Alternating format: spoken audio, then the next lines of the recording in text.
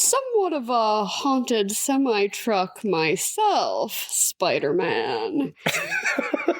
Why was it the Green Goblin? I don't fucking know. Why was it the Green? Did Marvel care? I guess Marvel movies just didn't have that kind of pull at the time. 1986, you know? Yeah, did anyone step in for copyright to be like, you can't just put the... I mean, I guess they never call it the Green Goblin. It's just the truck. But he doesn't even have a name, like... True, but I mean, that's the Green Goblin. That's though, right? Unmistakably that's the Green Goblin. Without question. It's on like the cover art too. Like that was probably in posters, like on posters in the movie theaters and also on like the various like releases for like home cinema. Like that Green Goblin truck is on the front cover all the time. Our 3 selling points. Okay, we're going to put Stephen King's name really fucking big. Yep. Emilio Estevez is going to have a semi-automatic weapon and the Green Goblin. Yeah. Like, I guess Marvel, like, that is just the difference between today and 1986. Because what are you going to do? Sue Stephen King? Right. Well, yeah. So first of all, I don't even think Marvel was making movies back in the 80s, were there?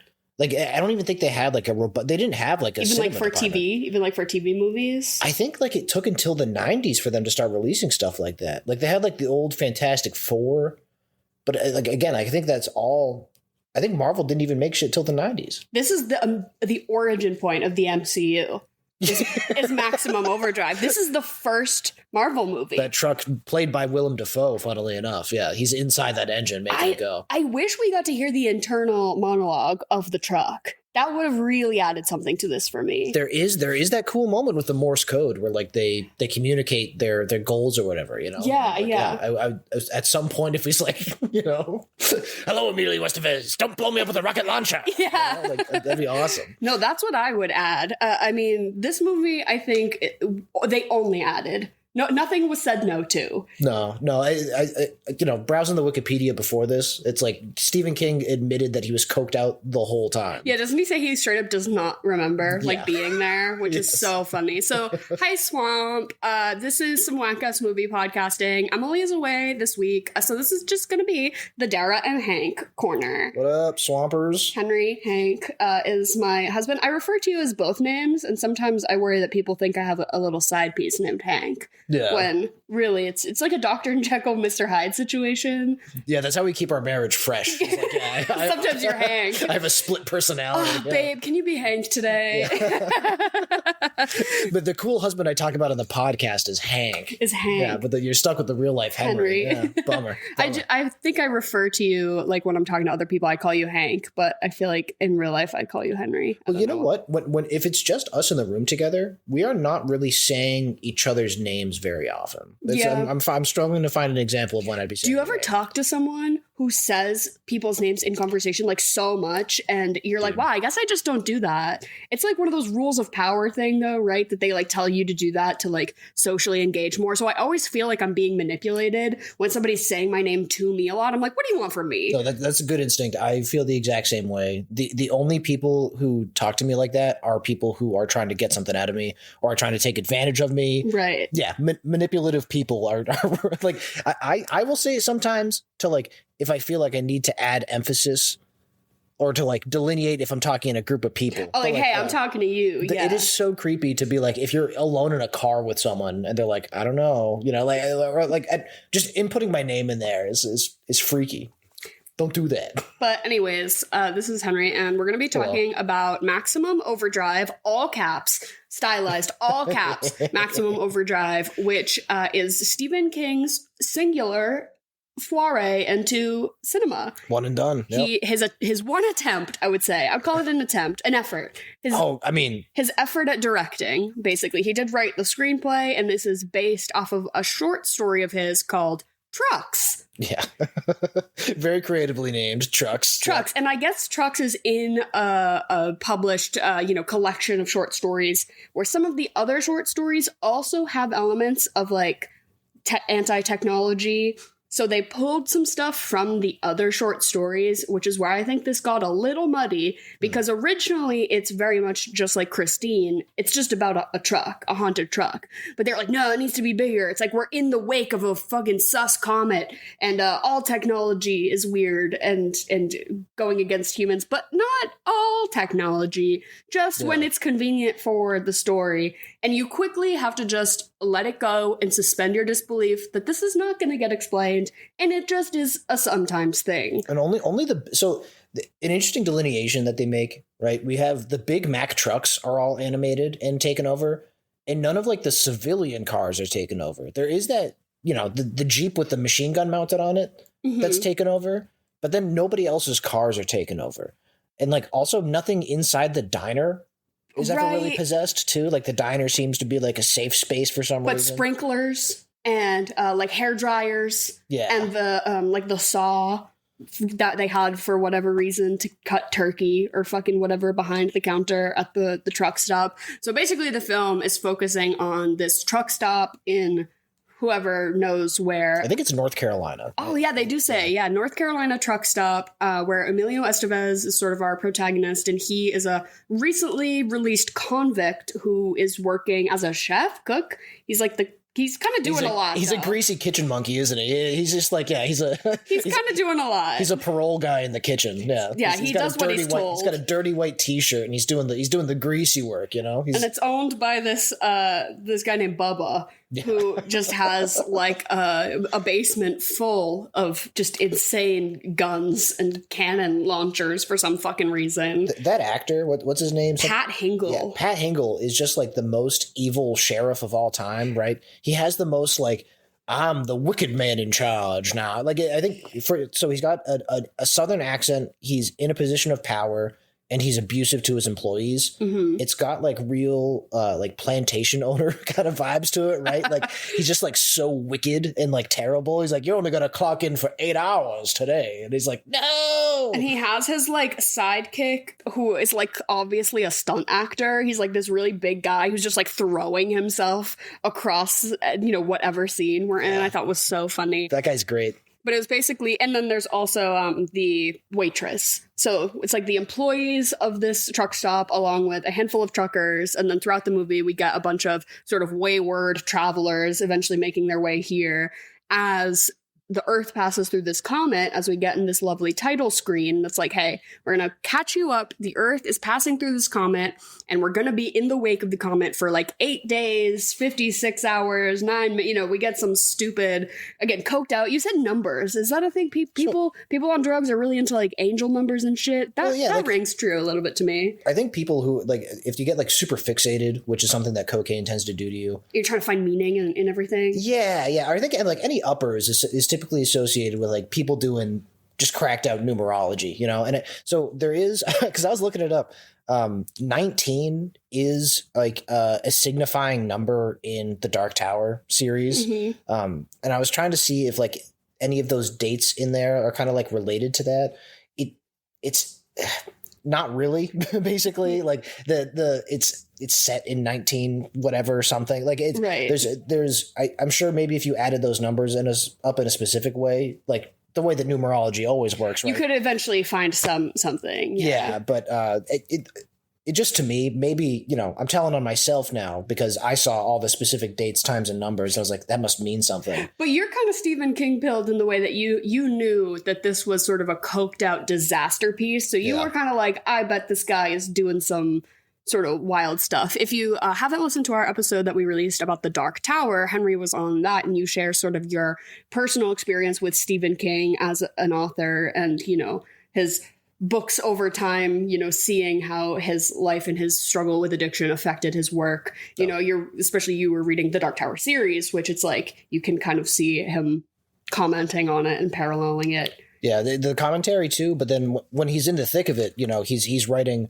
he's always putting big faces on his machinery. Like there's a killer train that appears in the Dark Tower that also has like a big evil face. It's like on Thomas the Evil Train. Yeah, and it like tells riddles. Yeah, it's like, you know, he's when he is fully on the coke, you can really tell. It comes through in the work, and it certainly comes through in this movie.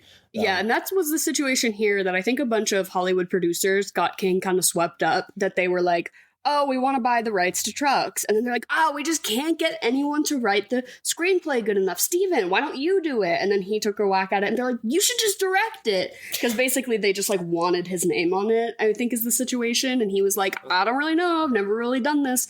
But basically they were like, here's a bunch of money, a bunch of cocaine, and, you know, you can do a bunch of stunts, a bunch of, you know, it's very much like a car flipping movie. Oh, yeah. So I'm sure it was a fun set to be on.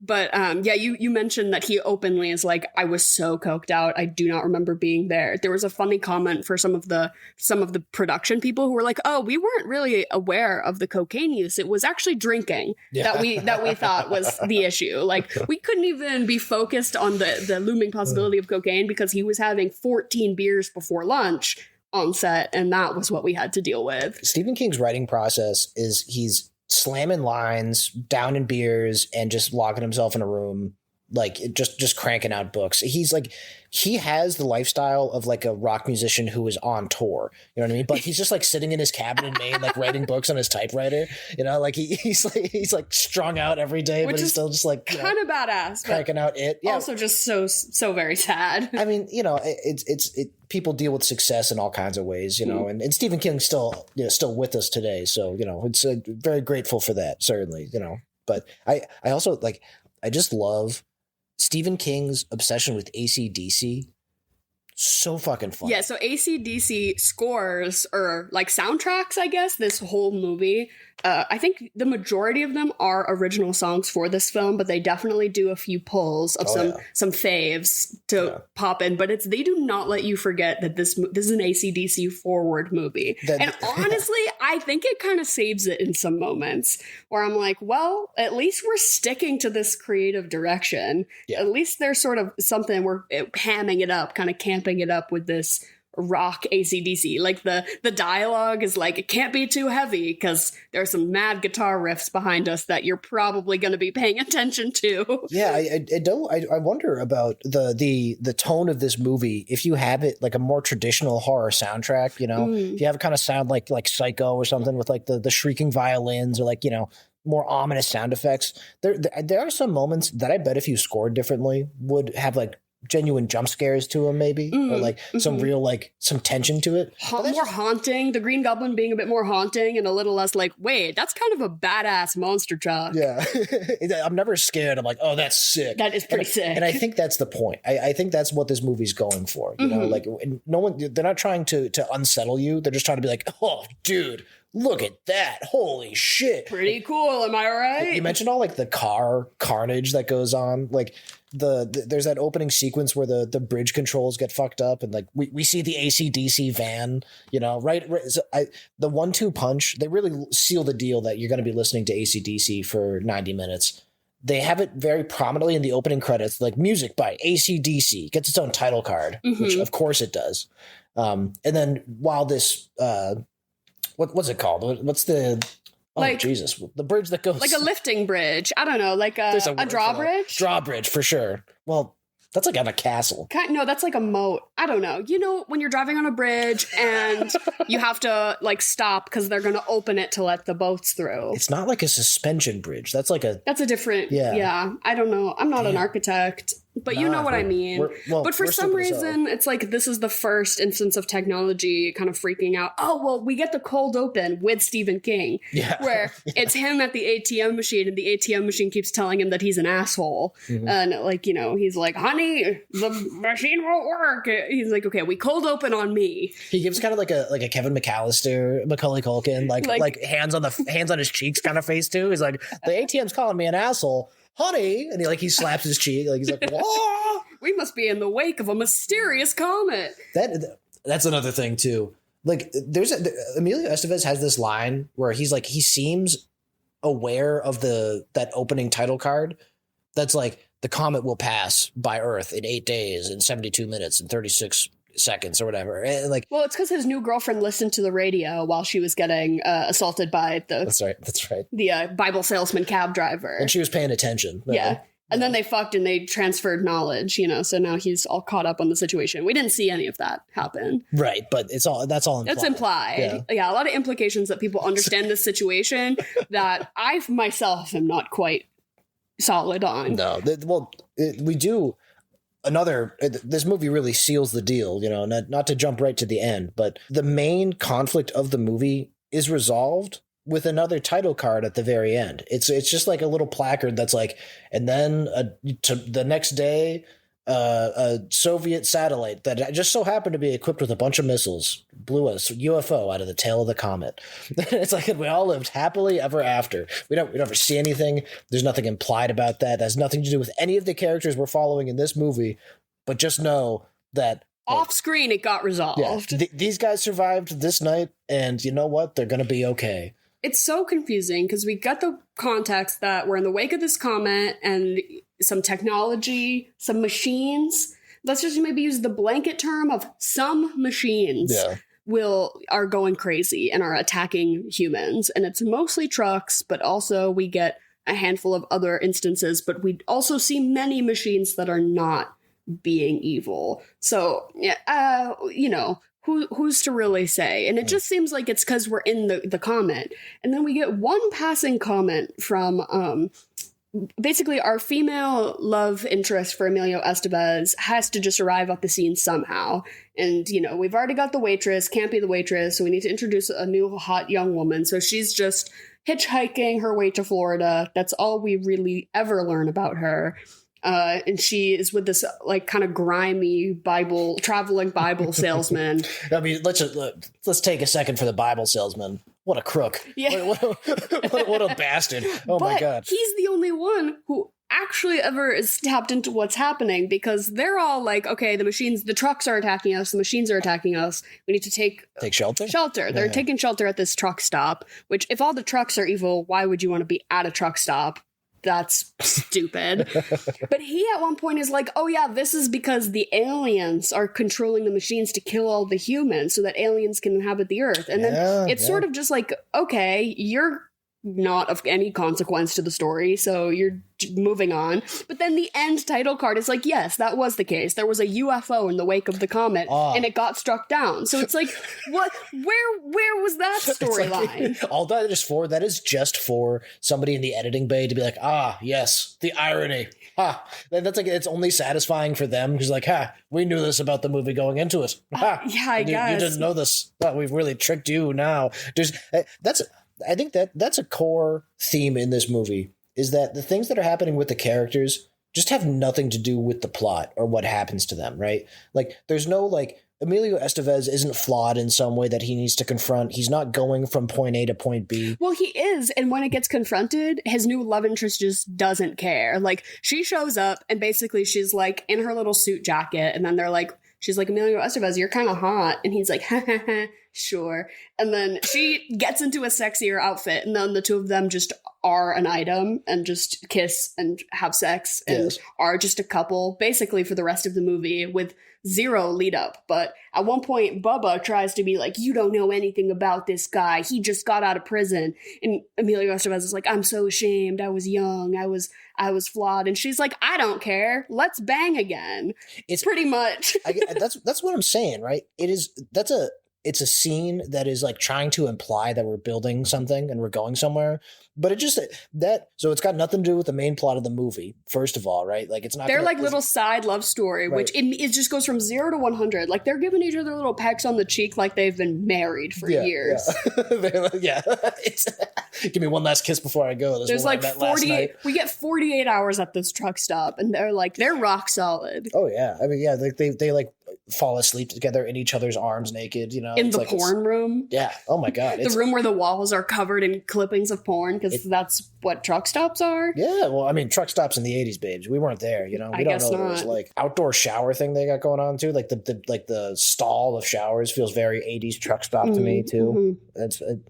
The vibes in there are immaculate. It's dusty as hell, Like, imagine like you got to like take a shower and like you're all wet and then you got to like cross from across the the shower. street. Yeah. It's like all dust. Yeah. And then the girl behind the counter is just making the most fucked up scrambled eggs you've ever seen. Oh, like that flat top was disgusting. Oh my god. Emilio Estevez is just like cracking eggs and leaving the shells in and just like throwing them down and like chopping it up. There's like 6 other breakfasts that are left over on that griddle. Like they've made food for like 8 other customers before they got to those eggs we saw on the griddle. It's brilliant. But I like the kind of setting that where it's sort of, a little snow globe and this crazy thing is happening. And it's just like, how is it affecting this very small, I don't know, location? I think that's pretty cool. This location full of like just nonsense people. I think like everybody there is kind of a nonsense. I mean, this movie is extremely campy. It's very self-aware, I think. Like everybody there, like top to bottom, is extremely silly. And they're like a caricature, basically. Other than Emilio Estevez's girlfriend, who's just sort of like, I'm a woman and I'm here now. Yeah, she's just kind of the hot one, I guess, right? Like, I'm not sure. No depth. She's not really fulfilling any other trope other than to be the girlfriend, to give Emilio Estevez a love interest. Yeah. Which, do you want to know something crazy? I read that Stephen King wanted that role to be Bruce Springsteen. Yeah, which is crazy. Imagine The Boss. That'd be so good. Imagine if The Boss did a crossover soundtrack with AC/DC. The crossover song, because they would have done a single for sure. No don't doubt. you think? Yeah, without a doubt, right? They'd be on the lot together. They'd be. I guess the producers were like, we want someone who's already an established movie star, and Emilio Estevez had already been in such hits as The Breakfast Club and Same Elmo's Fire, and he's very well known, but he was kind of ass in this, not gonna lie. He looked kind of bad. He was like, they gave him this like weird blonde kind of like gelled hair and an earring, but the whole thing just wasn't really working, and his character was just too flat to like decide if he's likable or not. Like the sort of charismatic ex-con could have worked, but he just like wasn't charismatic. Right. He doesn't like it's an otherwise campy movie and he's not really camping it up. So, but he's also not really acting as like a good foil to the campy characters, right? He's not the straight man either. Right. Yeah. He's just neutral enough to kind of just be neutral. He also I don't know if Emilio Estevez ever had a drug problem or anything like that. I don't want to sound judgmental too, but he also looked like, and this could just he looked bad. This could just be the makeup department, but he always looked like his eyes were bloodshot. He had dry, cracked skin. That didn't look like it was makeup effects. You know what I mean? It just seemed kind of naturally he looked a little. No, my first comment was that I was like, he looks pretty rough here. If that was intentional or not. I mean, it was Charlie Sheen who was primarily having the public drug use. And I think Emilio Estevez has noted that his experience with drug addiction has just been through being a loved one of someone with addiction. Sure. That's usually where his statements about it have come from. But who's to say? I mean, I think it's fair to assume that there was just so much free cocaine for anyone who wanted it on the set of this film. That much is apparent to me. I think so absolutely, Steve, if Stephen King is openly drinking in the morning until the evening, is also doing cocaine, I'm sure that's just an atmosphere where it's accessible. You've got that at your fingertips, and so especially if your director is also strung out, he's not going to criticize Emilio Estevez for be like, hey, man, go clean yourself up. Exactly. No, exactly. But yeah, it's the concept of this is so wild because we get all of these people in this truck stop and then the trucks just circle around. It's 6 or 7 semi trucks that are just doing donuts around. And it's why don't they just bust through the side of the wall? You're a semi truck. You're the Green Goblin semi truck. You could just pummel through the middle of, if the goal is to kill the people.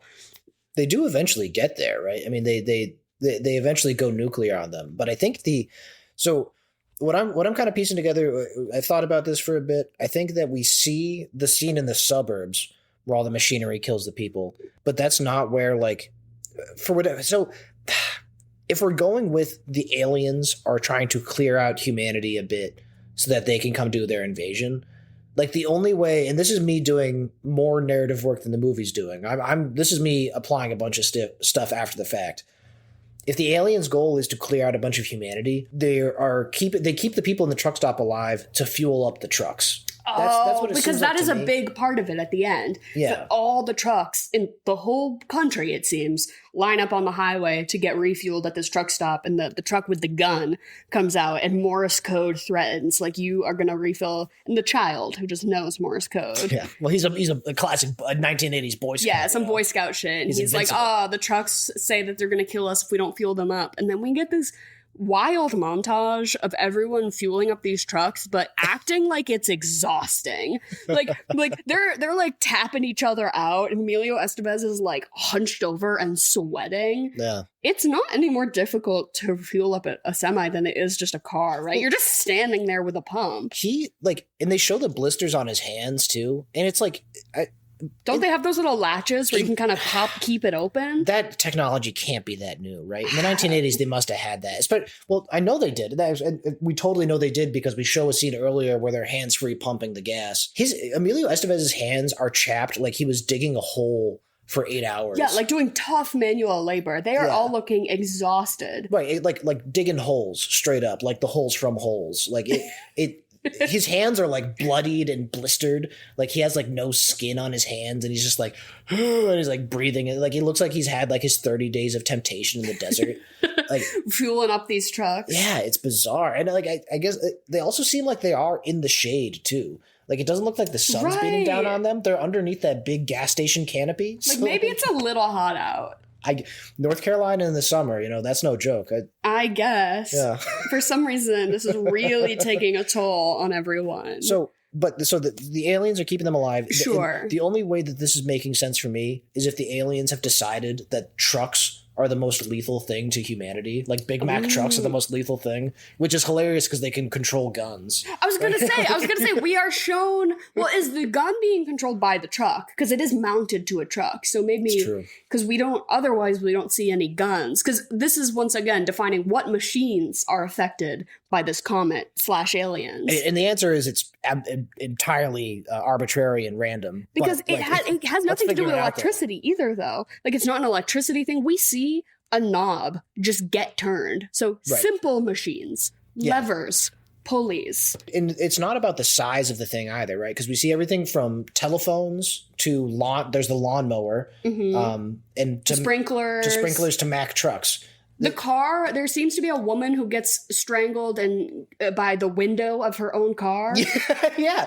For some reason, none of our protagonist cars turn on them while they're in the car. But we do see evidence of that happening to a bunch of other people. Yes, because we get basically the original gang at this truck stop, and then the Bible salesman and the love interest show up.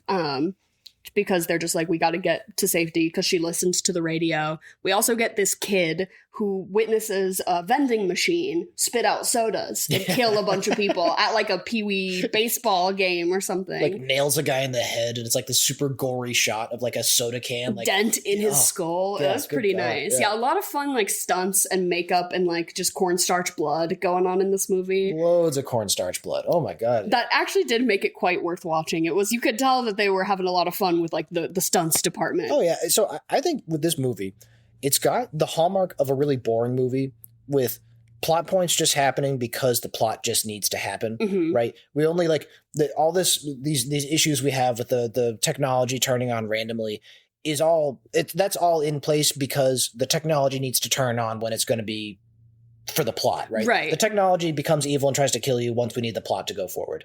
And that's like a hallmark of a really boring movie or like a poorly thought out. It's like, if I don't even understand what the stakes are, how am I supposed to care about these characters? Yeah, and then also, additionally, I don't care about any of these characters. I think they were smart to get really campy actors and to fill in some of those roles by like really big personalities. Because it's like, okay, at least I can have a chuckle and at least we can kind of ham it up here, which is like you said, whereas I'm lacking with Emilio Estevez. I'm like, you need to be the hero, be the big macho guy, he's just sort of like just there. Yeah. And I would say that like this movie it's not boring to watch. It has those hallmarks of a boring movie, but I'm gripped and riveted the entire time. Because AC/DC is also happening. Because of that campy shit you're talking about. Right. There's AC/DC going on.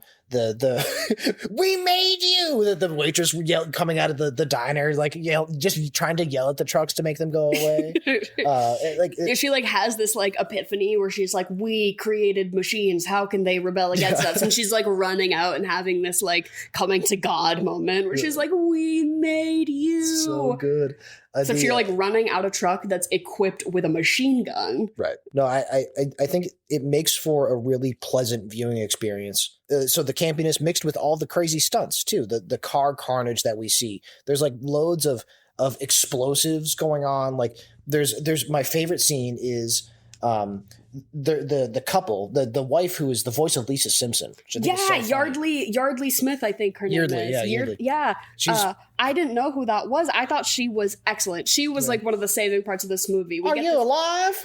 We get this couple who are like just married and they've got the tin cans on their car, and then they're driving down the highway and they witness the other cars being taken over, and it's just like this hysterical woman, yes, just married, who's just constantly screaming and is like, what's going on? And it's sort of like, shut the fuck up. But I loved having her around because it was just, she really added, the dopey couple, kind of, they're like awkward, and the guy's like making jokes about the poop water. They really were, when Emilio Estevez and the wiry newly married guy are going through the sewer. He's like, that happened. Oh geez, I might step in some poop. It sure does stink down here, doesn't it? Oh boy, that's poop. I hope that's not poop or pee I'm in the sewer. Literally, I'm not exaggerating. That's the level that we're talking here. It's like literally millennial. Well, that happened. Well, gulp. Stephen King was kind of ahead of his time with that gulp. Yeah. Gulp. Okay, Henry, to introduce Jen for her segment, can you do your impression of the guy from the beginning of Pet Sematary? Because I told everyone last week that you were going to do it, and then we picked a different movie, so you didn't do it in the review for Maximum Overdrive, obviously. But can you just do it now for us, please? Can I put you on the spot? You don't want to go into that truck stop. That truck stop's full of living trucks now. Sometimes trucks is better. Sometimes chocolate or vanilla is better. That was really good, Henry. Thank you. It's the specificity of like the Northern Maine accent that we have access to, culturally. And, so when it pops up in movies, it's like, I have heard people talk like that. I love the way he says weird. I love the way he says rod. Rod. That's the really road, yeah. The rest of it's just kind of like a Northeastern accent. Down the rod. He's yeah, you don't want to go past that rod. But rod. Yeah, it's so good. Anyways, hi, Mom. My mom, Jen, is here to do Chocolate or Vanilla, her interim podcast segment where she's going to say two things. We're all going to say which one we like better. Henry will be taking Emily's place this week, so he'll answer after me, but before Jen. If you couldn't tell from his I'm familiar with the structure. I've got this shit down pat. Well, I'm making sure the listeners know. Okay. Jen, is there a theme this week? So there is no theme, right? But it's a shortened Chocolate or Vanilla. I'm going to try a new game at the end. Okay, new game. All right. Hashtag new game from Jen. Yeah. So chocolate or vanilla? Chocolate. Chocolate. Chocolate. Cheez-Its or Cheetos? Ooh, Cheez-Its. I like both, but probably Cheez-Its. I especially like the extra toasty ones. I think Cheetos just squeaks it out for me, just for I only really like the jalapeno Cheetos. Yeah, the hot ones, but they come in the green bag, not the regular hot Cheetos, the green jalapeno hot Cheetos. They are different. I think if I had to if I had those Cheetos next to any other flavor of Cheez-Its, I'm going with those Cheetos. I'm going with the jalapeno Cheetos, no doubt. I'm going to go Cheez-Its, all kinds of every Cheez-It before any Cheeto. And why does a Cheez-It low-key feel kind of healthy to me sometimes? I'm like, it's not a chip. It's a toasted cracker snack. It's an adult responsible choice. Exactly. For sure. It's not healthy, though. No, definitely not. It is to me. Sometimes it is to me. It's fried cheese. Oh I love the combination of Cheez-Its and cashews. I don't know why. Oh, okay. Yeah, just the two. Like a broke bitch charcuterie board. You're like, we couldn't make the budget for real cheese, so we're just going to do a handful of trail mix and some Cheez-Its. Yum. American cheese. Next one is double stuffed Oreos, or these new Oreos called loaded Oreos, which are Oreos with a cookie and cream filling. Okay, the Oreo doesn't need to be Oreo filled. Cookies and cream is code name for Oreo. So we're negating copyright law because we can't say Oreo, so we're calling it cookies and cream, but it means Oreo. So I don't want Oreo filled Oreo. An Oreo already tastes like an Oreo. I'm a single stuff girl though, because to me the best part is the cookie, not the filling. I don't want more of the filling. Like if anything, I wish there was more of the cookie. But Oreo filled Oreo sounds stupid, so I'm gonna pick double stuffed. I'm gonna go loaded because I like the kind of meta thing they got going on there. That's cool. Yeah, I haven't tried them yet, but like I'm probably gonna. I feel like we need to try them. You'll send me to the store. I'll be like, okay, I'm going grocery shopping. What do you want? And it's like, oh, list. And then you'll be like, and a fun Oreo. Surprise me. Like the most fucked up Oreo they've got on the shelf. Like I want to go for it. And honestly, it's kind of a fun task because it takes a while, right? Several to choose from. I'm like, oh my God, do I go with the lemon meringue pie Oreo or the peanut butter double crunch? Like they've got a lot going on in the Oreo department. I think recently I saw blueberry pie Oreo. That kind of it piqued my interest. I'd go for it. Well, I know you would. Yeah. we need to try them all. Have you guys tried the Selena Gomez Oreos? Absolutely not. You need to. What flavor are they? They're cinnamon. Okay. Oh, okay, sure. They're dream flavored. I'm gonna try the new loaded Oreos too. That's what I'm gonna try. Next one is Woody or Buzz. Buzz. I love an antagonist. Antagonist, yeah, okay. I think Buzz has the cooler outfit too. I'm going Buzz. I'm gonna go with OG Woody. There's a snake in my boots. Except it is like a Tom Hanks versus Tim Allen situation. Is that who voices Buzz? That is correct. Yeah, Tim Allen is really questionable. And we have been up on Tom Hanks on this podcast as of last week. Do you have anything to weigh in, Henry, about if Tom Hanks has ever been sexy? No, he's my dad. Yeah, right. That's what I said too. I think that seems to be the right answer to me, right? Like I don't know. First of all, I'm not attracted to men, so like I can't like it's already a stretch, and then also like Tom Hanks, like he's never not been like. Is there ever like a shirtless like Tom Hanks like sexy moment like? But he's like in Castaways, he's like dehydrated and skinny and like sunburned. Dehydrated. That's what they want nowadays. They want you to be shirtless and dehydrated. Yeah. His skin is tight and dry. That's what Hollywood wants.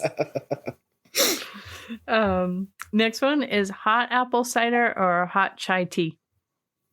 Oh, I feel like both of these things, I do want them cold personally, but I won't refuse them if they're hot.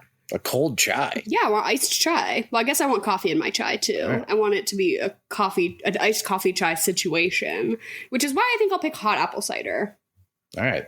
I didn't mean to like, be all judgmental during chocolate or vanilla. This is a safe space. No, you're supposed to be judgmental. That's the point of the game. So that I'm saying my opinions are right, and then you have to say, no, I don't think so. Well, I love a hot apple cider, though. That's like super nostalgic. It's fall right now, too. I feel like we need to get some hot apple cider soon. Yeah, especially if you get those mulling spices going. Oh, yeah. Get some, put it on the... Chuck a cinnamon stick in there. Yeah. Get some of those Selena Gomez Oreos. It'd pair perfectly. Ooh, that's a date. That sounds good. A date. We're marking our calendars. Hot apple cider, Selena Gomez Oreos next Wednesday. I will also go with hot apple cider. Next one is Timothy with hair or Timothy with a shaved head. I guess I'll say with the hair, just like personally, but I'm loving the bald era, the mysticism around the baldness leading up to the bald drop that we got recently with his big video with all the ping pong balls was like really just such an extra theater kid ass way to do like a I got a haircut post, which I thought was so funny. I also think, no, those are all AI. None of those are real. This is what he looks like. Okay. This one is real. I'm pulling up Timothy Chalamet bald. I haven't seen this yet. I have fallen victim to many the false bald Timmy photos. Like I thought all of those were real at one point in time. But I'll say him with hair just because It suits him better, I think. He can be bald when he's old. You know, like, not that I needed it, but some more bald representation. You know, I can't complain. I know my audience. Okay, I'm a bald man. Team Bald has gained another baddie. Yeah, of course. Always a thumbs up for me. I will go with his hair because of it's so moppy. Next one is a raffle or a scratch ticket. A raffle, because I do love the drama and conflama of them reading the name, and for a second you're like, it could be me.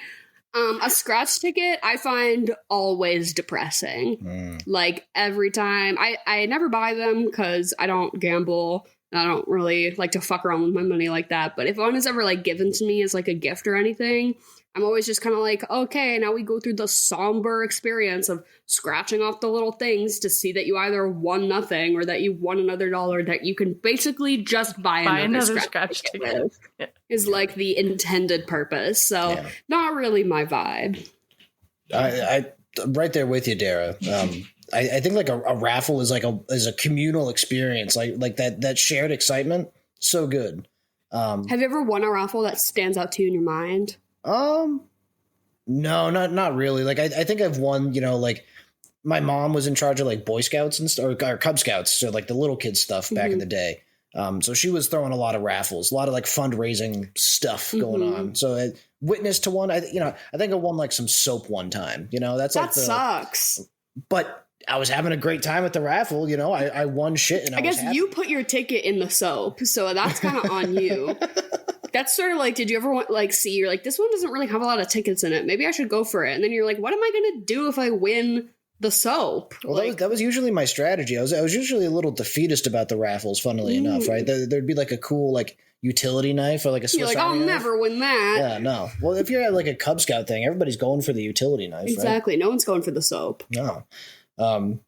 Yeah, no, raffle all day. Yeah, same. I agree with you, Dara. That moment when they're reading the ticket and you're like, I hope you win, and you think you're gonna win, and then they call the number and somebody wins. Like, yeah, it's good stuff. You put all our tickets in this one. So I do have a story about when I was probably let go from the band parent association. So I was in charge of the raffle table, and there were 2 Christmas trees. One had hardware supply gift cards, and one had dance store gift cards. Yeah. And everybody was throwing their tickets in, and I pulled the winner of the hardware store one, and the woman, this total band parent mom, was like, I didn't put my ticket in that one. So maybe I flipped the baskets. But then what do? Do you give her the other one? Or are you like, sorry then, and then you draw from the original? This is a real moral dilemma. I would have been probably so uncomfortable that I would have been like, I guess you can just have the one you want. Insistent that I gave her the dance thing, and then I just dumped all the tickets into the other one, hoping. Oh no! Yeah. This is bad, Jen. And the TMA president was like, "Thank you for helping. You're never invited back." Oh my god. That's some like weaponized incompetence shit that you could pull as a parent. If you're getting roped into doing too much, show up and do it so badly that they're like, we don't want your help anymore, actually. Yeah, guilt free. Yeah. Good. Next one is Gouda or Gruyere. Ooh, I'll say Gruyere. I do love Gouda, but I think Gruyere is like perfect shredding cheese to add amongst other cheeses to elevate their flavor for such dishes as like, a mac and cheese or a quiche or just, whatever you're putting shredded cheese into, it can be improved by a Gruyere. I think I prefer a Gouda. I've said in the past, Gouda is the one that I'd like. If I had to cut out the rest of the cheeses, I'd stick with Gouda. That'd be like my one cheese. Mm-hmm. So yeah, I'm going with Gouda. That's a bold choice. Smoked Gouda. Cheap smoked Gouda though sometimes gives me hot dog like too much. Dude, the hot dog cheese. Hot dog cheese. Oh no, you kidding me? When you're like, this cheese tastes like a hot dog. Rustle me up some hot dog cheese. That sounds all right. All right, that was it for chocolate or vanilla. And now I have a very quick new game I'm going to try a couple different new games in the next couple of weeks. I'm motivated. Love it. All right. So I'm going to read you the first sentence from the Wikipedia plot of a movie. And you have to guess what the movie is. Oh, no. We get no year, no first letter, no hint, just the first. Okay. But the 3 in the end will have a theme. Oh, sure. Okay. All right. In New York City, pianist Joe Gardner teaches music part-time at a middle school while dreaming of playing jazz professionally. Is this the Pixar movie Soul? Yes. Which I only watched once. It came out on Christmas, like during the pandemic. You are and correct. We watched it, and I remember it feeling very like forlorn and melancholy and dealing with a lot of like issues about an adult man pursuing a passion that I was like, I just don't think this is going to resonate with kids. Like, it was very kind of serious and sad, but I haven't, it didn't pop off as far as Pixar movies go. I don't think Soul is, maybe there's some little kid out there who's really into the movie Soul and maybe took up some jazz because of it. Let's hope. Number 2. In medieval Scotland, a young princess celebrates her birthday and is given a bow and arrow by her father, the king, dismaying his wife. Okay, so these are all going to be Pixar movies. I'll be shooting from my own hand. And if you had the chance to change your fate, would you? Yeah. Okay, last one. So we already know the theme. In a world of anthropomorphic animals, a rabbit from a rural area fills her childhood dream of becoming the first rabbit police officer in the city. Judy Hopps.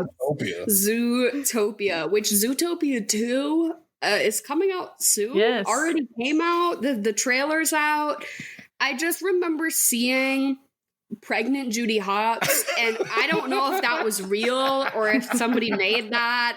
I think somebody probably made it, but I don't want to touch that franchise with a 10-foot pole, if I'm being quite honest with you. So, like, when did the first Zootopia come out? It was like, I want to say like 2018. 2018. I think it was, right, 2018 or something like that.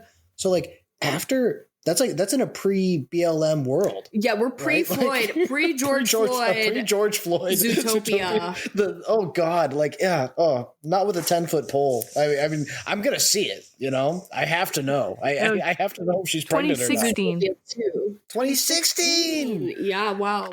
The only thing from those movies that I think we can culturally extract and judge separately is Shakira as what is she like? She's a gazelle. Yeah, the Shakira song and the gazelle of it all, that I can fuck with. Dude, it's gonna be the first and second Trump term Zootopias. Wait, it's truly a cultural response. What is going on? And if anything, as from how it was last time, we need to take the message more seriously. Is Zootopia part of Project 2025? Oh, my is that what's going on God. here? What are we witnessing? Is that part of the plan? They're gonna get all the furries onto the alt-right pipeline if they weren't already. Yeah, I imagine that's a pretty tight Venn diagram. They're like, the furries need to want to be cops. How can we get this to happen? They'd be perfect police. Oh no. That was Jen, my new game. That was wonderful. Was that was the end? The theme was we got all 3 of them. And the theme. I made it too easy. Yeah, too easy. Make it harder next time. Well, I'm gonna make it harder next time. I like the soft launch though. It's a promising concept. Yeah, I like this game. Thank you, Jen, as always, for being here on The Swamp. We love you, and we'll see you next week. Okay, love you guys. Have an awesome night. Bye. Bye. But wait, you actually told me this amazing fact about how Stephen King bought a radio station to just play AC/DC. Yeah, up in Maine when he was writing his books in the 80s. Alluding to the cranking lines and slamming 30 racks and typing out screenplays and novels. Stephen King bought his own radio station that was just playing ad-free AC/DC all day long so that he didn't have to, worry about not hearing AC/DC. That's amazing. And he could just listen to his radio, which, I mean, What a brilliant use of your funds. You come into some money, you start really popping off as a writer, and you're like, I don't want to listen to classic rock radio if it's not just playing AC/DC. So I'm just going to buy a radio station. Like, invented streaming. Right. So cool. Billionaires nowadays, not that he was a billionaire at the time, but rich people now, boring. Too easy to spend your money on boring shit. Get creative. I think, like, if I had the amount of money that some of these billionaires had, the water slides I'd be building would be so intricate. You know what I mean? I'd be doing some roller coaster tycoon stuff. I wouldn't just be, like, making more of the same money that I already had. Right. Yeah. Who cares about the stock market? You got a few milli? Get a theme park. Honestly, going. if I get like $1,000 more than I already do, I'm starting to build that water slide. The threshold is super low for me. $1 billion and you're not working on your theme park? That's fucking insane, you know? That's why billionaires shouldn't exist, because at a certain point you should just start building your theme park. Yeah. That needs to happen way sooner for some of you freaks. There's too many theme parks. There'd be too many theme parks. No. No such thing. No such thing. That'd be a happier America, actually, you know, but it does leave us open for a Maximum Overdrive style invasion. Right, where all the roller coasters go against us. Right, which would be, I mean, that's better. That's better. Well, that's your sequel, Stephen King. That's better. Haunted theme park, and everyone gets stuck, you know, on the rides and stuff.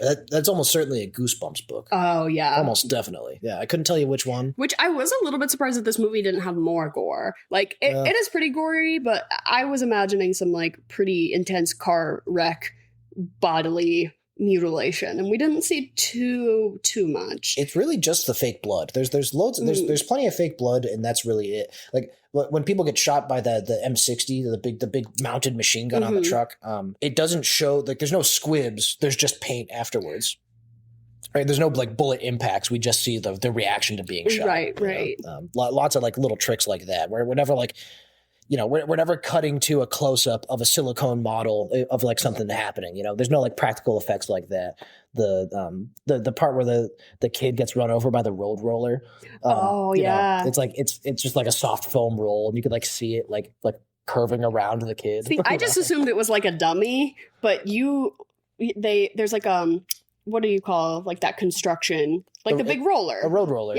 Big road roller that gets taken over too, which if we had seen more like cranes and stuff, that also would have been cool. Haunted construction site. Yeah. Could have been cool. I think so some things that this movie could benefit from is a sense of scale, for sure. Like, because we get the kid does his bicycle ride through the suburbs and we see some of the carnage, we see some of the stuff happening on the road. And apparently his dad gets killed, but I don't ever remember seeing that. Which one is his dad? They were like, oh, your dad got hit by a truck. I'm like, when did that happen? I have no idea which one his dad is. Also, if he could have just had one or two lines to be like, I better get to the truck station because that's where my dad works, or like something. Like, why is he going there? Are they saying it's like, oh, Sonny, if he's not here, he's dead. Oh, you know? like if I don't see him in front of my eyes, boy, he's dead now. Because then we get this attempt at like a true emotional moment where like Emilio Estevez and his new wife are like consoling this child. They have like it's not your fault kind of like which is like, what is going on? The guy, the Bubba, the unfeeling terrible man is like, sorry, boy, but your son, your papa's dead. and then he's like, how could you do that? And he's like, the kid really earns his Oscar. Like the woman slaps him and is like, "You better learn your manners." That's so funny. Yeah, what a bizarre remark to say that after like you don't really handle the death of a child's father well. And he's like, "You have such bad manners." Slap. Again, just Rip's line cranks up AC/DC. It literally doesn't matter. So fire. It's like it's kind of like a classic AC/DC too. It's not like the more modern. Or I say more modern, like, and it's obviously nothing from the 90s. So it's all like, you know, there's no Highway to Hell on there. Sure. But there's like, you know. That would have been appropriate though. Would have been super appropriate. We do get, for those about to rock, we salute you. Some of the Hell's Bells we get on there too. Yep. There's some real like, some banger needle drops they're so distracting and completely unearned. Like no, they're like it's for like the badass moment is that they're traveling. It's like all the AC/DC songs are in like montage more or less.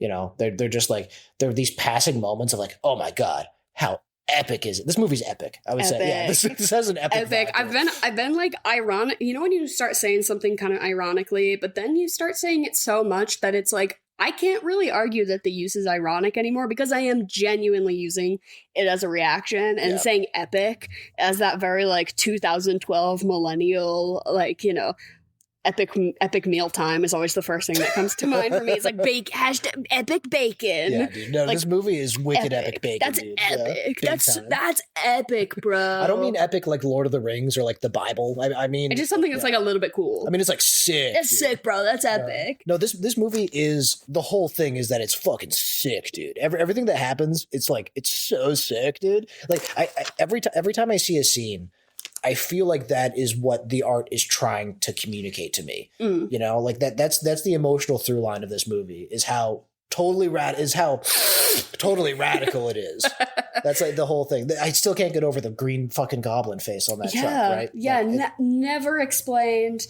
And the guy who gets out of the truck, he gets out of the truck to fuel the truck up. He goes in and says, like, I'm going to go get some coffee. And he basically just, like, pats the Green Goblin head and says to the guy about to pump his gas, "You like that?" He's like, "You like it?" And basically, no explanation as to. And the like, truck, is it new? Like, the back of the truck is for toy. It's like a toy load, and the logo of the Happy Toys company is a clown.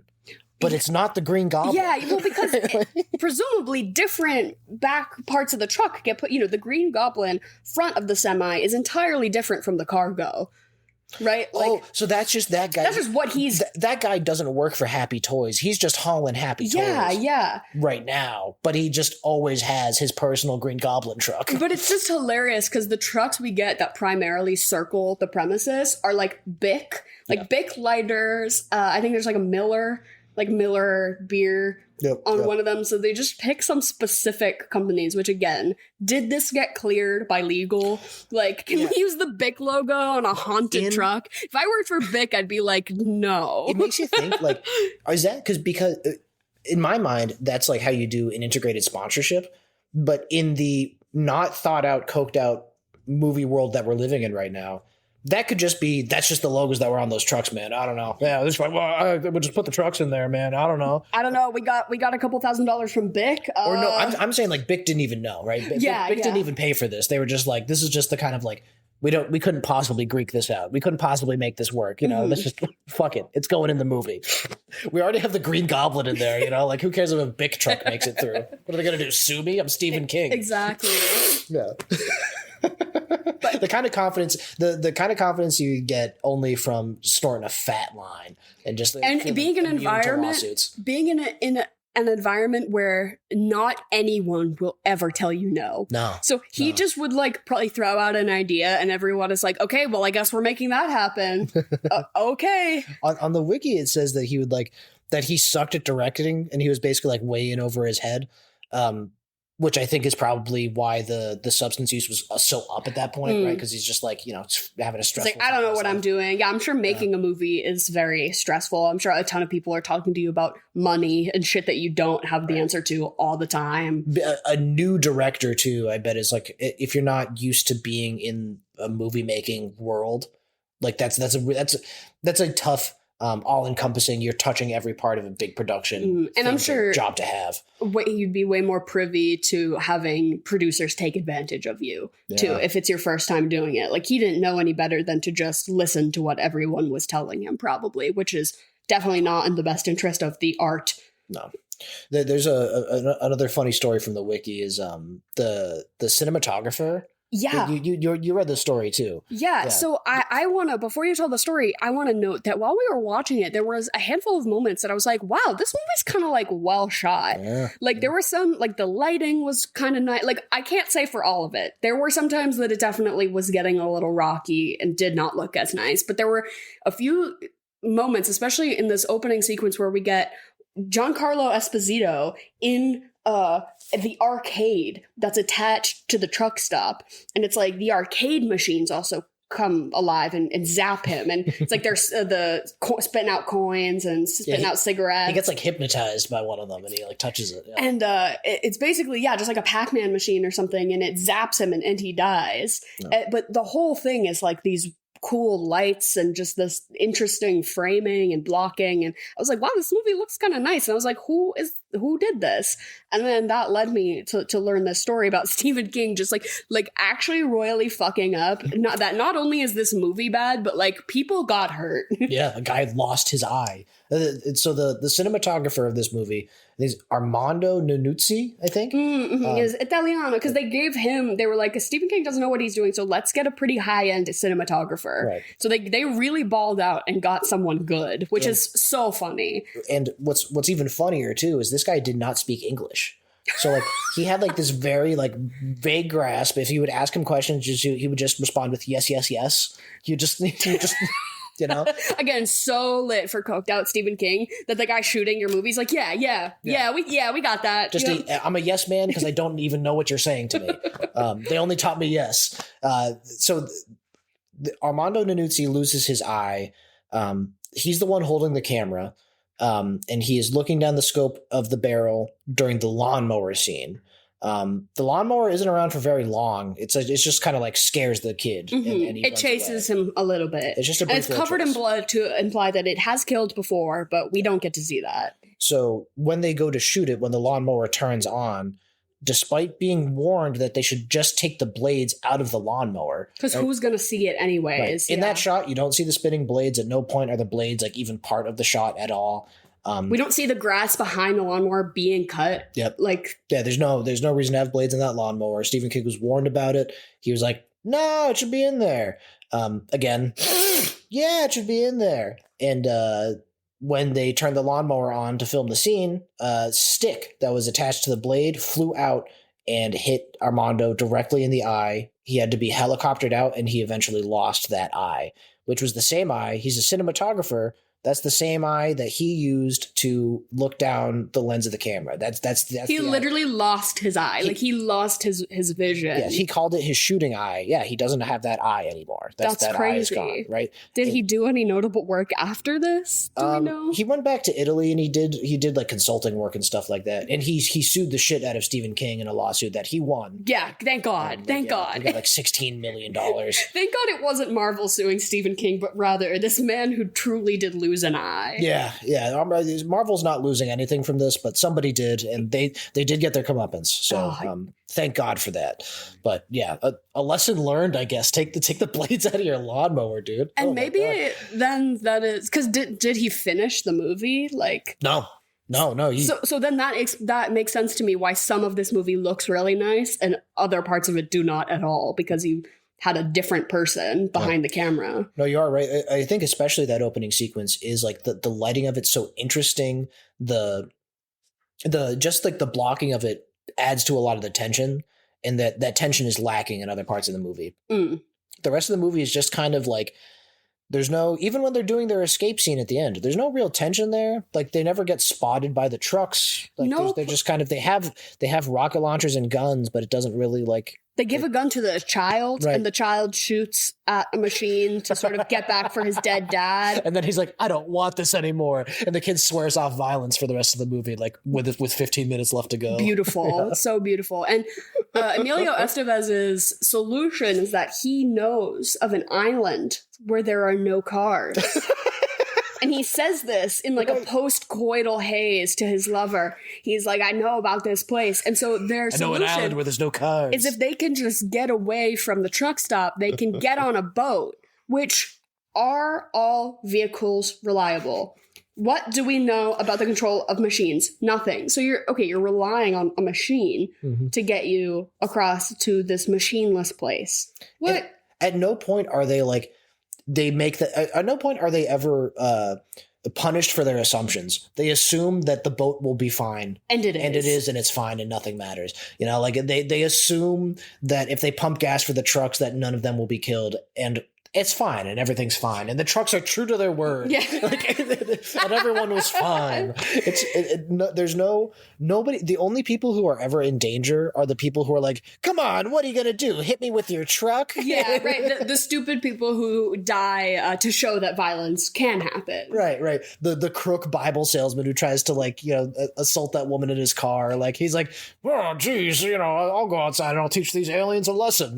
That's the only people we're killing in this movie. Everybody waitress, but she again runs out at the gun. She loses her mind and like is like, kill me, please. Yeah.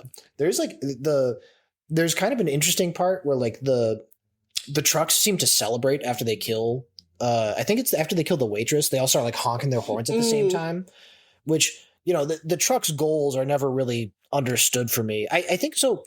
They circle the gas station the whole movie.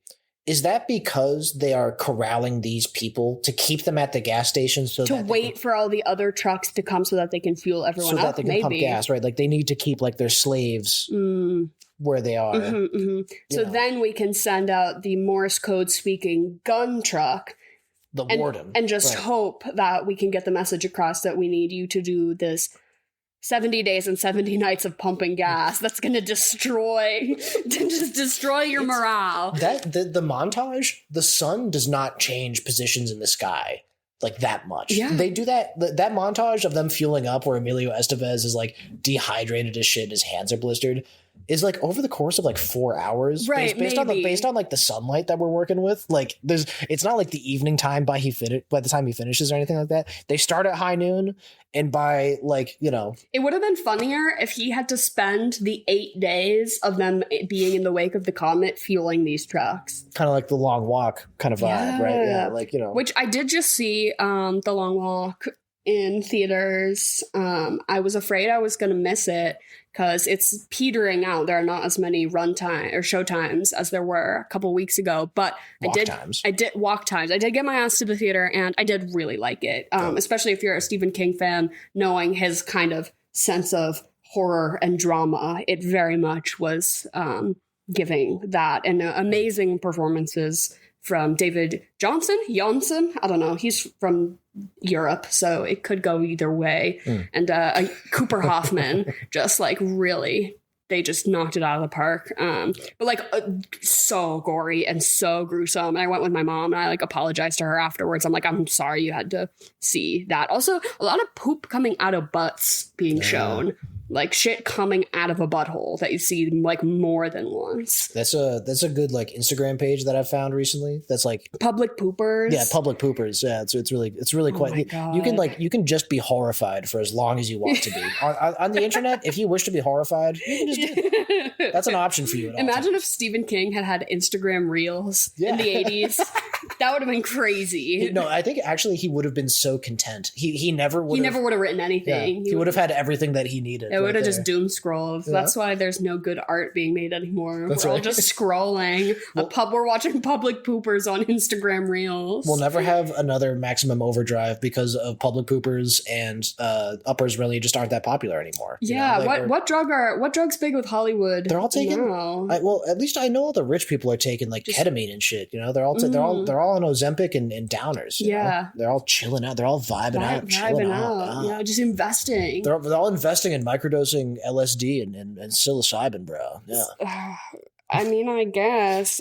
Nothing wrong with a little, microdose and investment and chill. But there would also be nothing wrong with a cocaine movie, you know? Yeah, we're missing that. Let's get that back. Yeah. Charlie XCX is making her a directorial debut. So that will probably be a new kind of cocaine movie. It'll be at least be uppers. It'll be like, it's going to be giving party. Yeah. It's giving party. Yeah, I guess that's where the uppers are in music. Yeah. Now. She's like, we're taking ecstasy. We're going to the club. Yeah. That's Charlie XCX is sort of the modern day Stephen King when you think about it. Yeah. No. Anyone who's abusing substances in any capacity can just be described as a modern day Stephen King. That's which is funny because he's just like such a mild like cocaine user by comparison, right? Like is still alive, famously. You know, like probably just like ruined some of his like, you know, personal relationships. But he was wealthy in the 80s. You know what I mean? Like he's no different from anybody else in his shoes. You know, it's so real. Who among us, if we didn't, you know, we made a couple $100,000 here and there from our books, you know, for ripping a line or two. Come on, he earned it. And what would you say if you were hosting a Maximum Overdrive themed party, or just the two of us last evening? What would you serve for food and drink themed? I think because it's a truck stop and there's like a diner attached to it, I would give us both like you would want an eggs Benedict. So I would whip up an eggs Benedict, and then maybe also like another, like if we're going, we can either, so we got two options, right? We can either go eggs Benedict or like club sandwiches, you know, with like the big, like a big, like two, like the triple stack of the bread, the big stupid olive on top of that toothpick, you know, very like, yeah. It's got to be a diner vibe to me. It's got to be the meal for this. The Bible salesman at one point is shown eating a very mayonnaise-forward sandwich and talking with food in his mouth, trying to sell Bibles while he just like has this goopy mayo slurry in his mouth. Yeah. That was very much giving. Yeah, I don't think they'd have hollandaise sauce. Like, I think an eggs Benedict is shooting too high. I'm saying... Yeah, not at a truck stop. You're right. I'm saying you do like a fucked up scrambled egg. You know when you go somewhere and they basically have an option to get a slop bowl.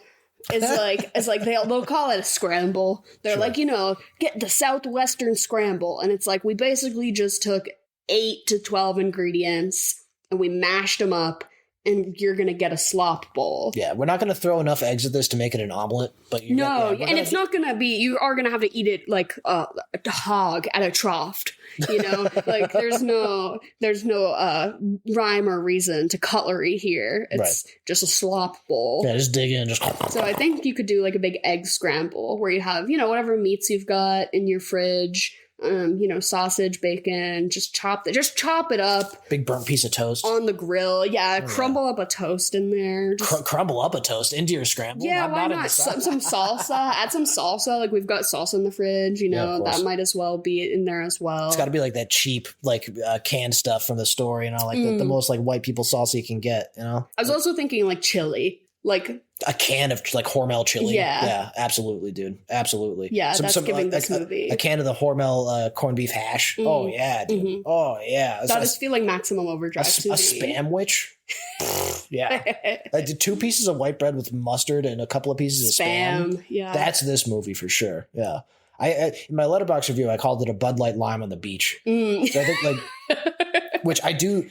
I say that because it's like I wouldn't normally, but I'm on the beach. Right. Yeah. Yeah. I'm there. So I think like it's embrace this movie. You know, it's like it's happening to me, so I might as well accept it. You're at the beach. Go for a swim. You wouldn't normally go for a swim in the ocean. That's not like a youth thing.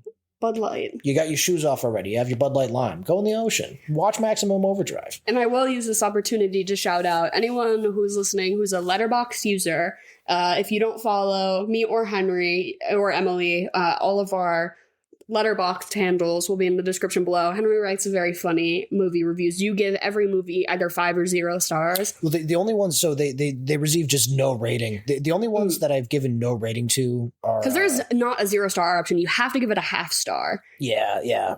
So I just like, but you can give half star or just no rating at all. And you can write the review and do no rating. Yeah, so it's yours is truly pass-fail, which I think is a bit of an enlightened way to be a cinema viewer. And typically, like, a movie really is like... To give you a frame of reference for my rating, like the only movies that have not earned a rating are Amelia Perez. Hello, very nice to meet you. I'd like to know, but I will say, exchange operation. I would give Amelia Perez a half a star just for the day-to-day use that me and my friends get out of I see. Yeah. Now that is the default way to say to somebody that you understand. So I see. Our buddy Gavin, poor Gavin, already deeply in his lexicon was I see. And now it's Gavin, just I see. Gavin very much is like cares about clarifying things, getting things right when you say them to him. Is a wonderful way to communicate with somebody. Active listener, yeah, and he's saying I see. But I'm never not going to hit him with the I see. Right, I can't help myself. Man to woman or woman to man. Just roasting him. And the other one that I've given no rating to at all is the Leon the Professional. Yeah, Leon the Professional. Because that's a movie made by pedophiles. For pedophiles. Yeah.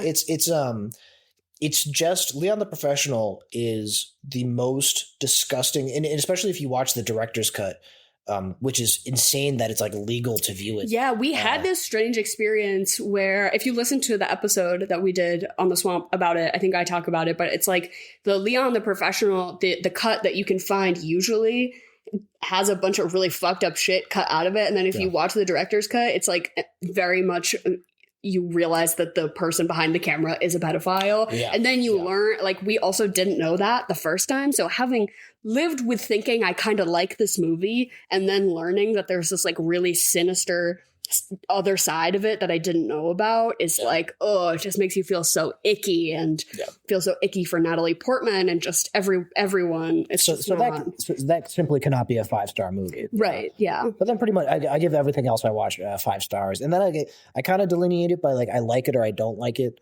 I just find like, I would be full of discrepancies if I started assigning different numbers of stars to things. Like why is one movie 4 versus 3? That's all arbitrary to me. I like it or I don't, and it's going to get 5 stars. Yeah, I feel that way because sometimes I'll look at 2 movies that I've given the same star rating to, and I'm like, that's crazy because I feel wildly different about those 2 things, but I called them both, 3.5 stars or whatever. I'm not using the same metrics every time. Different movies are good for different reasons. I like different parts of movies and stuff like that. So, yeah. But I like 0 parts of Amelia Perez and Leon the Professional. Yeah. But if we're going to do fuck, marry, kill, I feel like the 3 main characters are Emilio Estevez, maybe Bubba. I was about to say, you got to have Bubba. Gotta have Bubba. And then what's the love interest? Or do we want to include the waitress? Or like, who's our third? I think so. The love interest is like a little too appealing. I think we got to go with the waitress. I think either the waitress or the newlywed wife. Either that or Lisa Simpson. Yeah, I feel like the waitress gets more screen time because she's there from the beginning. And let's go waitress then for fuck, marry, kill. So I feel I'm gonna kill Emilio Estevez. Wow. Okay. He's just doing nothing for me. Yeah, explain yourself. You're just gonna kill this guy? He's doing well because I definitely don't want to fuck or marry Bubba actually. So now that think about your options. Now that I consider it, maybe I'll kill Bubba. I guess I'll fuck Emilio Estevez in the porn room. Yeah. And, she seemed like she still liked him afterwards, so it had to have been at least pleasant. But I'm going to marry the waitress because I'm going to give her a good talk and have her realize that this will all be over in 8 days once we get out of the wake of this comet, and that she doesn't have to run at the gun, and that, we can just chill, and then we can both work at the truck stop after, and we can tell people about that crazy shit that happened one time. Yeah. I would love that. That sounds like a good life. Yeah. The waitress. Yeah. So I would go... I would painlessly euthanize the waitress because I think that's just the humane thing to do. I think she's like totally lost it. Yeah, she's like a few seconds away from just. Yeah, that poor thing. I would also fuck Emilio Estevez because he seems like a young, spry lad. He'd probably show me a good time. He's been to prison. Yeah, that's cool. And then I guess that leaves marrying Bubba. And what you do there is you marry him. He doesn't sign the prenup because he's head over heels for me. He's totally distracted. He's not. And you get all those cool cannons. His legal defenses aren't up. He dies in a mysterious M72 law firing accident. Well, when the trucks all went evil, we just lost him. Who knows what happened? And then, and then I inherit the truck stop and a whole cavalcade of guns. Yeah, that's a brilliant plan. Yeah, I'm always looking for the loophole with the fuck, marry, kill. I'm always trying to up my. I'm trying to get more resources as a result of my marriage through fuck, marry, kill. And I feel like from everyone, I feel like I want to fuck Giancarlo Esposito in the arcade room. So pretty in there. So that he doesn't touch the machine and die. He just touches you instead. Yeah, exactly. Ooh. I'm gonna marry Lisa Simpson, and we're just gonna scream at each other like that forever. I think that'll be pretty nice. And then who am I gonna kill? Who is the most despicable? I mean, Bubba deserves to die the most, for sure. You could kill one of the trucks too. You could kill the Green Goblin truck. I don't really want to kill the Green Goblin truck. He's kind of chill. He's kind of chill though. He's kind of chill, and the AC/DC music will stop if I kill him. So, so that's been kind of nice. Yeah, I guess I'll just kill Bubba. Yeah, so I guess I would marry AC/DC. I would fuck the suspension bridge. I would fuck that suspension bridge or drawbridge, whatever the fuck it's called. I think drawbridge must be right. Yeah, right? Yeah. I don't. We're dumb as hell, dude, for not knowing those. I don't know. It must be a an engineer. And then I would kill. Who do I kill for the whole movie? I would do what the lawnmower couldn't do. I would kill that kid with the lawnmower. Wow. Yeah. just to prove I could do it. I kept waiting for his bike to turn on him. They kept showing him riding on his bike, and I'm like, when is his bike gonna turn evil? But I guess that was one of the machines that was chill. What is the more Hank pilled option actually is to kill that guy with the soda. Oh yeah, that'd be I would kill that guy by being the vending machine that kills the baseball coach with the soda can. Yeah, that shoots out the soda can. That was one of the more impactful character deaths we saw. Yeah, the soda can to the temple. That's the one where like we linger on his dead body the most too. Like that must have been like one of the more expensive practical like makeup effects that they did. Obviously not one of the most practical effects because they flip several cars. Yeah, those cars where they put a whole truck into a river. Yeah, and they blow it up. Yeah, they blow up a bunch of stuff in this. There are a couple times where you're like, that must have been a fun day on set. Oh, like every other shot's like that. Yeah. Like, oh, that must have been fun to do. There's that part. One of my favorite parts too, just shout it out, is like Emilio Estevez is like, huh? What are you gonna do? Huh? And he's like chest bumping a truck as like the truck is like slowly driving towards him. It's like at the end of the big fueling up montage, like the fuel truck like puts in more fuel into the gas station. And he's like chest bumping, like he's trying to out macho a Mack truck. So it's a good moment. He also like talks to the truck and is like, I got that good gasoline, that uncut, practically uncut gasoline. Right, and I'm like, why are you like rizzing yourself up to this truck now? So that's like he has that little dialogue before where he's like, aren't you worried they're just gonna run you over? And he's like, that'd be like a junkie taking out a supplier. So he's joking about that. Okay. Yeah, he's trying to be funny about which it's that joke really doesn't land, and I can't tell if it's because of the delivery or just like the way that it's like not really emphasized. Like that joke just kind of like it flew over your head, right? I mean, it's like it's not the joke is not really teed up well. No, and it's just kind of like. And again, the delivery, Emilio Estevez's delivery is just like kind of flat. Yeah, and serious. I don't know. It doesn't sound like anybody's. At no point I was like, oh, they're making a joke. You know, I'm like, oh, right. They were trying to do something there for a second, I guess. In what movie would you do a double feature? After Maximum Overdrive, so we have a bunch of killer cars. I think you go to the Owen Wilson vehicle, Cars, Pixar's Cars. Oh, that's an amazing choice. Yeah, I think you have a wholesome car movie afterwards. Yeah. Which is also like I think like is it Radiator Springs? Mm-hmm. Right? Is like kind of like another like abandoned dusty gas station. Right? Yeah. So like kind of similar setting but totally different vibes from the cars with faces on them. I'd go Cars. Interesting. Yeah, that's a really good choice. I was just going same thought process of like Evil Machine, and I think you should just watch Terminator. Yeah, just let's get more locked in and more serious about this Evil Machine. You know, let's streamline this.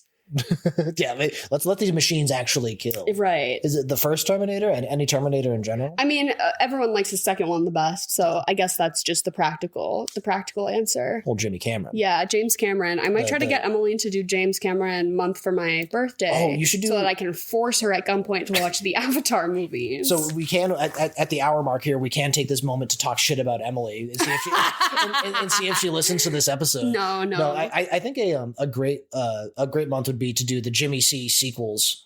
Right, he does Aliens. Yeah, Aliens. He does Terminator. Mm-hmm. There's a couple other. Avatar: Way of Water. So we could just watch the James Cameron sequel month. Yeah. This is you're listening to this brainstorm happen in real time. What's another? We would just need one more, really. I think he's got another really iconic one too. Because both Aliens. I can't say Aliens is better than Alien, but it certainly. It's a good sequel. It's a really, really good sequel. But I would say Terminator 2 is better than Terminator. And everyone would agree with that. I think most people would agree with that. Yeah. I love a sequel that supersedes the first one. Like a superior sequel. I think it's pretty rare. But when it does happen, it like really fucking hits. Yeah. No, and I would say Avatar 2, The Way of Water is better than the first Avatar. But you think so? But again, just kind of different. I don't know. Kind of same with Alien. Just kind of hard to say. It's like Avatar 2 is different. I feel like it's a good sequel. I don't know. I need to like spend a month in like the hyperbaric chamber before I like have an answer on whether or not to like Avatar 1 or 2 better. Yeah, they're both so good. I need to achieve nirvana. And, like, yeah, you gotta go to. I had somebody tell me once that they got for Christmas a gift card to one of those sensory deprivation tank places. So they went. They're like, I wouldn't have really gone, but I just like got a gift card. And they went, and you basically like lay in this high salt water concentration, and you kind of float in this darkness, and they leave you there for like an hour plus, and you're supposed to, all your muscles release from the tension because you're floating, but also like your mind. You know, you need to do that to finally come to the conclusion. You need to ponder this in the chamber. For sure. Well, Henry, thank you so much for stepping in and being filler co-host this week. Of course, my pleasure. To talk about this batshit movie. It seems I love when you come on. You're always like, let's watch something bad. Well, yeah, I don't have anything to say about a good movie. Like, They're so real. All I have to say about a good movie is like, man, it was so good when they did that. That was great. You know, this movie, I have lots of. I do. At the end of the day, I do love this movie. It's super endearing. I was, last night. I'm a very sleepy baby. I have a hard time, and we were gonna try to watch Barry Lyndon. Which is famously 3 hours. Famously 3 hours, historically 3 hours. And I was just like, there's no way I'm not going to fall asleep during that. In this movie, it's 90 minutes, which was promising. But it zaps you. I had no, I was not under threat of falling asleep even once during this movie. It's like, it had me by the seat of my pants. Because I'm too busy trying to figure out what machines, which ones. Right. I can't fall asleep because I am still trying to figure out what's going on. That's where all the tension lives. It's which arbitrary choice are they going to make next? Honestly, make your movie interesting by making it confusing. Yeah. That's a technique. It worked for this guy, for sure. It worked for this one. Also, I would say this movie's endearing because it shows that somebody who is the greatest of all time at one thing can be pretty bad at something else, right? Yeah, like Stephen King is, the king of horror, or is notably just one of the best-selling authors of all time. It's like, and he couldn't make a good movie. No. He couldn't do it. No. So you probably can't either. George Clooney didn't start acting till he was 40 or whatever. So is that true? Something like that. Yeah. That's like a Sure. And thank you for listening. AC/DC, may it score your life. Be wary of Green Goblin trucks. Stay safe out there and have a lovely rest of your day. Do you have any parting words for the people, Henry? Yeah, I just miss back when things were normal, back before everything turned to maximum overdrive.